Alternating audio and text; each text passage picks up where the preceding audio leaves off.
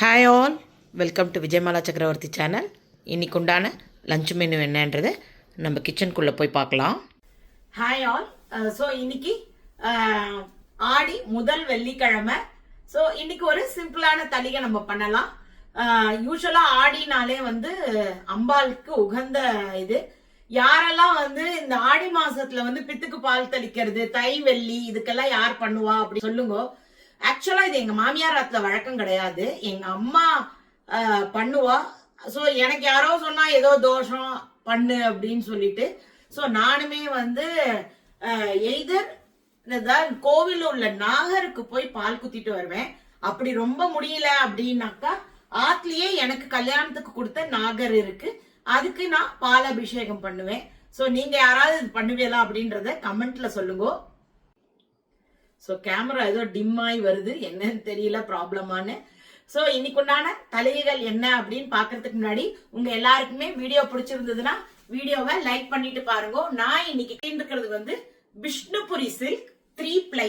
இது pure silk. இது ஒரு சில்க் மார்க்கோட வரும். இது முசிறிபாத் சில்க் இல்ல, இது விஷ்ணுபுரி சில்க்.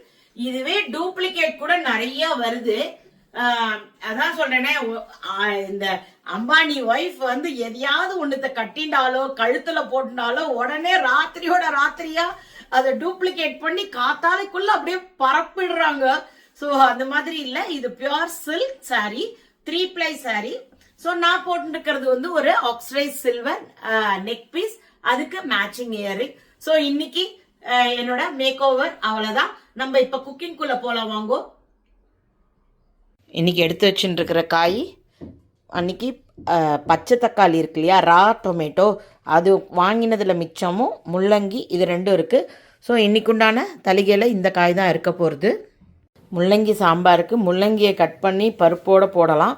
அதே போல் நம்ம இதை ஒரு கூட்டு பண்ணிக்கலாம், நம்ம பொடி அரைச்ச கூட்டு பண்ணிக்கலாம். இந்த தக்காளியை இவ்வளோ எடுத்துட்டுருக்கேன் நான். கொஞ்சமாக பருப்பு போட்டுக்கிறேன், காய் நிறையாவும் பருப்பு கம்மியாகவும், இவ்வளோதான். இதை இப்போ நான் அலம்பிட்டு இது ரெண்டுத்தையும் சேர்த்து போட்டு குக்கரில் வேக வச்சுக்கலாம். அகைன் இவ்வளோ தக்காளி மீந்திருக்கு, இதை வேறு எதுக்காவது யூஸ் பண்ணிக்கலாம்.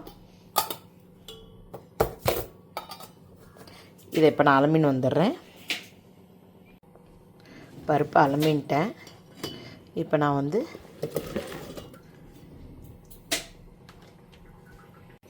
நான் ஆஸ் யூஷுவல் மஞ்சப்பொடி உப்பு இதெல்லாமே நான் போட மாட்டேன், இல்லைன்னா ரொம்ப சீக்கிரமாக வேக மாட்டேங்கிறது எந்தில். ஸோ அதனால் நான் அப்புறமா போட்டுக்கிறேன். இதை மட்டும் இப்போ ஆன் பண்ணிக்கலாம்.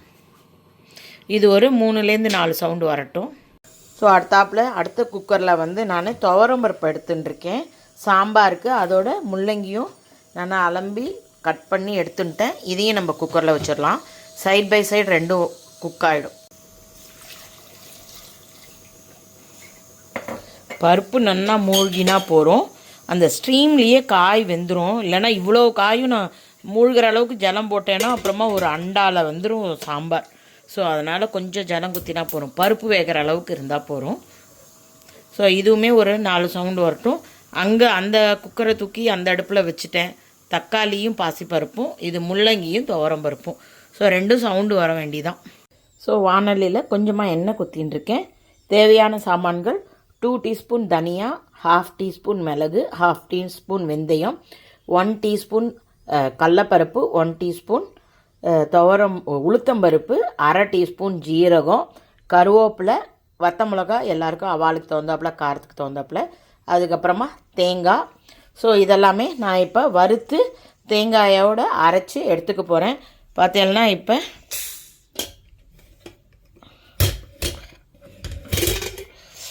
தக்காளி நன்னாவே பாசிப்பருப்பும் வெந்துருத்து. நம்ம இப்போ கூட்டு ரெடி பண்ணிக்க வேண்டிதான். ஃபஸ்ட்டு தனியா, மிளகு, வெந்தயத்தை போட்டுக்கலாம். ஸோ இதுலேயே ஒரு சின்ன பீஸ் கட்டி பெருங்காயத்தை போட்டுக்கிறேன். அரைக்கிற ஐட்டமாக இருந்தால் கட்டி பெருங்காயம் போட்டுட்டேன்னா நல்லாயிருக்கும். இதோட ஜீரகம், வெள்ளை உளுத்தம்பருப்பு, கடலைப்பருப்பு,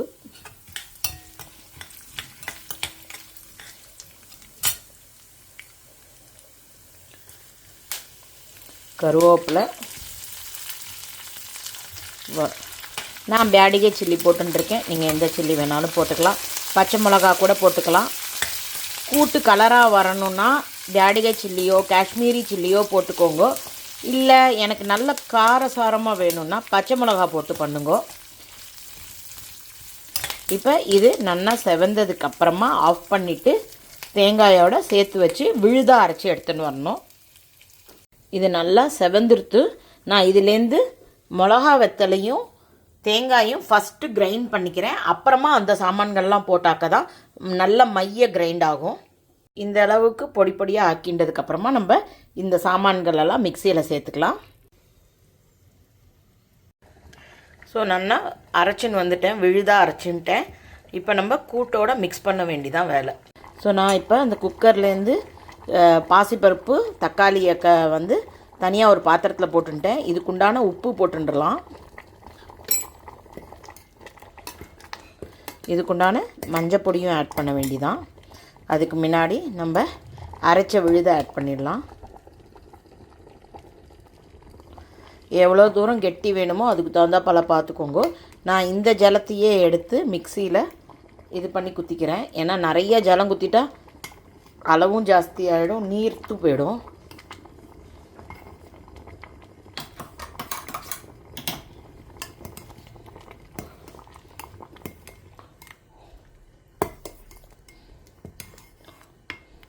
சப்பாத்திக்குமே இது ரொம்ப நல்லாயிருக்கும்.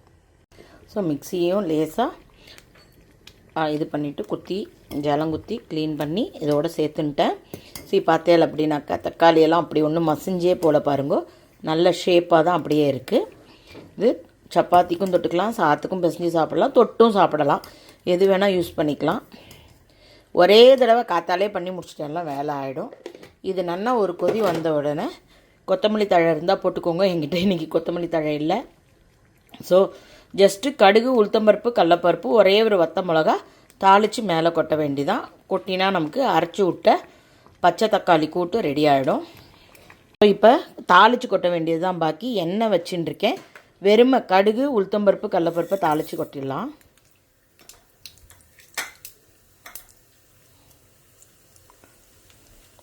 கொஞ்சம் பொரியட்டும். அதுக்கப்புறமா வத்த மிளகாயும் கருவேப்பிலையும் 2 பெருங்காயம் மேலே அப்படி வாசனைக்கு.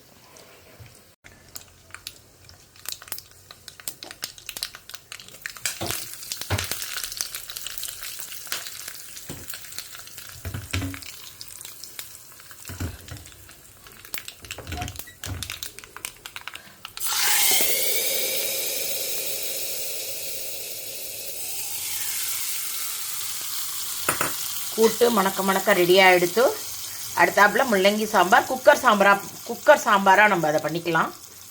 ப்ரெஷர் அடங்கியிருக்கு, பார்க்கலாம் பருப்பு வெந்திருக்கான்னு. இல்லைனாலும் இன்னொரு சவுண்டு விடுவோம் இல்லையா, இப்போ அதோடு சேர்த்து அது வெந்துடும். நல்லாவே வெந்திருக்கு, பருப்பும் வெந்துருத்து முள்ளங்கியும் வெந்துருத்து. நம்ம இப்போ இதில் சாம்பார் பொடி மஞ்சள் பொடி உப்பு பெருங்காயம் புளி எல்லாத்தையுமே கரைச்சி குத்தி அப்புறமா ஒரு சவுண்டு விட்டு எடுத்துக்கலாம். இப்போ குக்கரில் உள்ளதை அப்படியே வச்சுட்டு அடுப்பை ஆன் பண்ணியிருக்கேன். இதுக்குண்டான புளி ஜலம் என்ன வேணுமோ அதுக்குண்டானதை நான் அதோட கரைச்சுன்ட்டேன். ப்ளஸ் சாம்பார் பொடி மஞ்சள் பொடி, இதுக்குண்டான உப்பு.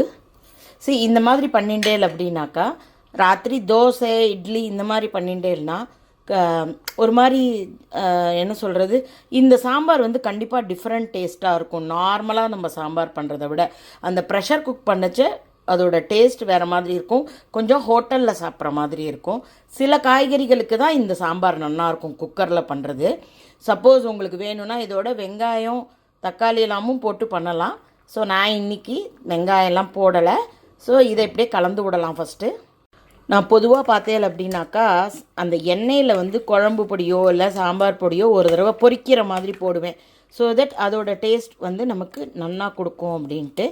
இது பார்க்குறவங்க அப்படியே போட்டிருக்கேன். ஸோ இதில் உள்ள டேஸ்ட் நீங்கள் பார்த்தெல்லாம் வேறு மாதிரி இருக்கும்.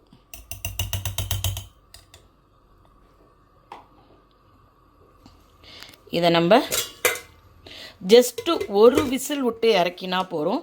பிகாஸ் ஆல்ரெடி எல்லாமே நமக்கு வெந்திருக்கு. ஸோ அதனால் ரொம்ப நேரம் போட்டு இதை நம்ம குக் பண்ணுன்ற அவசியம் எதுவும் கிடையாது. விசிலில் போட்டுடலாம். ஸோ ஒரு விசில் வரட்டும். ப்ரெஷர் இன்னும் அடங்கலையே.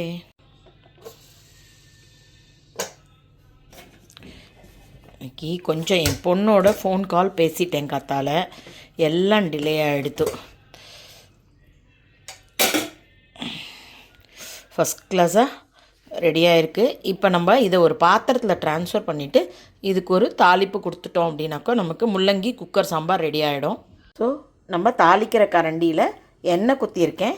இதுக்கு பார்த்தேன்னா கடுகு, வெந்தயம் இவ்வளோ தான். வேறு அதாவது உளுத்தம்பருப்பு, கடலப்பருப்பு அதெல்லாம் கிடையாது. கொஞ்சமாக கருவேப்பிலை, அப்புறமா பெருங்காயம். நம்ம சோஃபார்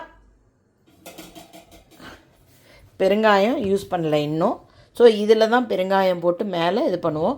ஸோ இந்த சாம்பார் பார்த்தேன்னாக்கா அப்படியே நம்ம யூஸ்வலாக பண்ணுற மாதிரி அவ்வளோ கெட்டியாக இருக்காது. கொஞ்சம் இந்த மாதிரி கன்சிஸ்டன்சியில் இருக்கும். ஸோ ரொம்ப வாசனையாக இருக்கும், டிஃப்ரெண்ட்டான வாசனையாக இருக்கும். இப்போ நம்ம கடுகு, வெந்தயத்தை போட்டுக்கலாம். கடுகு பொரிகிற வரைக்கும் வெயிட் பண்ணலாம்.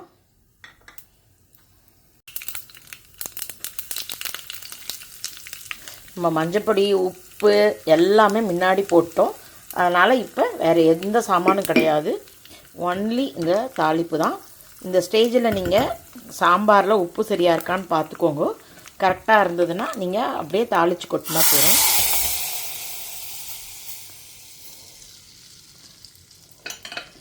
எவ்வளோ நல்ல வாசனையோட முள்ளங்கி சாம்பார், குக்கர் சாம்பார் நமக்கு ரெடியாக எடுத்து அடுத்தாப்பில் சாதத்தை வச்சிடலாம். சாதத்தை வச்சுட்டு அப்படியே ஒரு சிம்பிள் பாயசம் ஒன்று பண்ணிக்கலாம். ஆடி முதல் வெள்ளிக்கிழமைன்றதுனால நான் இப்போ பன்சி ரவை போட்டு தான் பாயசம் பண்ண போகிறேன்.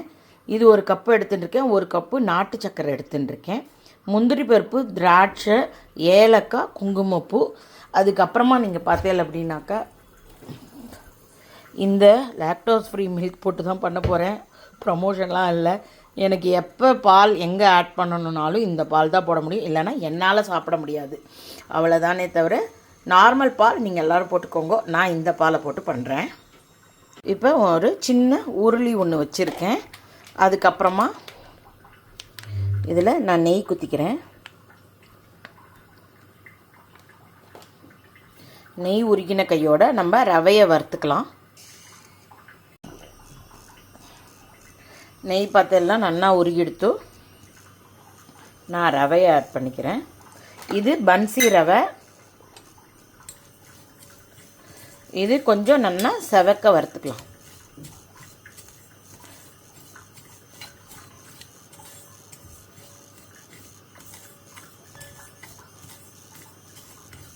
ஒரு நல்ல வாசனை வரும் வறுக்கரைச்ச, அது வரைக்கும் இதை நம்ம வறுத்துக்கலாம்.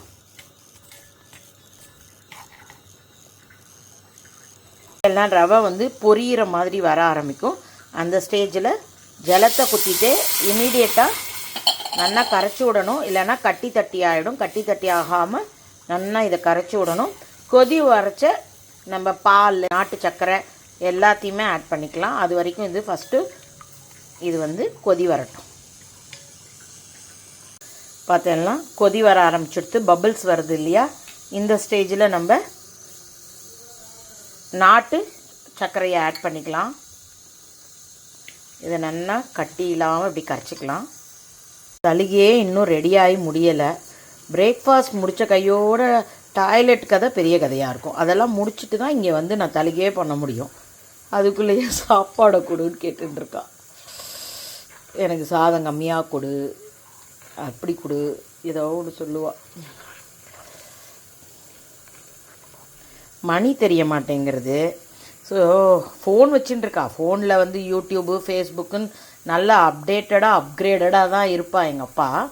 பட் ஸ்டில் சம்டைம்ஸு டைம் பிரகாரம் பசித்து சாப்பிட்றத விட டைமுக்கு சாப்பிட்ற ஆள். பசிக்கிறதோ இல்லையோ 12 மணி ஆனால் சாப்பிட்ணும், 7 மணி ஆனால் சாப்பிட்ணும், காத்தால 7:30 ஆனால் சாப்பிடணும் அப்படின்ட்டு பசித்து சாப்பிட்றது தான் நல்ல பழக்கம், டைமுக்கு சாப்பிட்றத விட. ஸோ இது நல்லா இப்போ கொதி வர ஆரம்பிச்சுட்டு நம்ம கொஞ்சமாக இதோட பாலை சேர்த்துக்கலாம். இதுக்கு முன்னாடி 2 குங்குமப்பூ.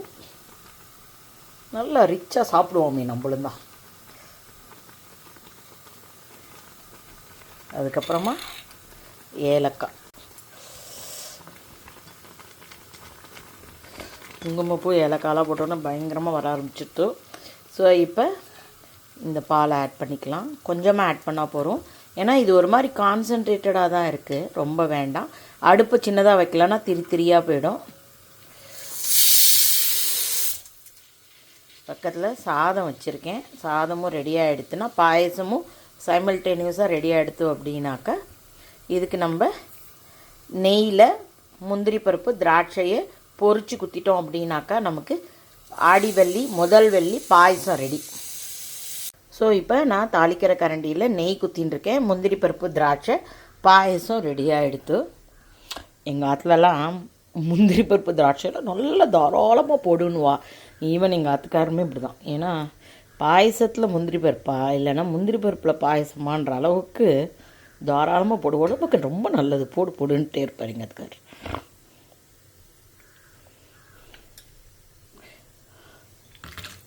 முந்திரி பருப்பு திராட்சை ரெண்டுத்தையுமே பொரிச்சுண்டுறேன் ஃபஸ்ட்டு. ஸோ நல்லா பொரிஞ்செடுத்து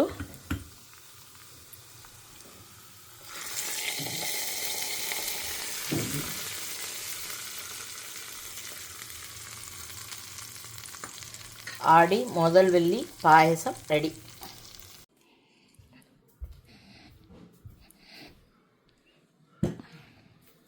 எப்படி இருக்குது சாப்பாடு?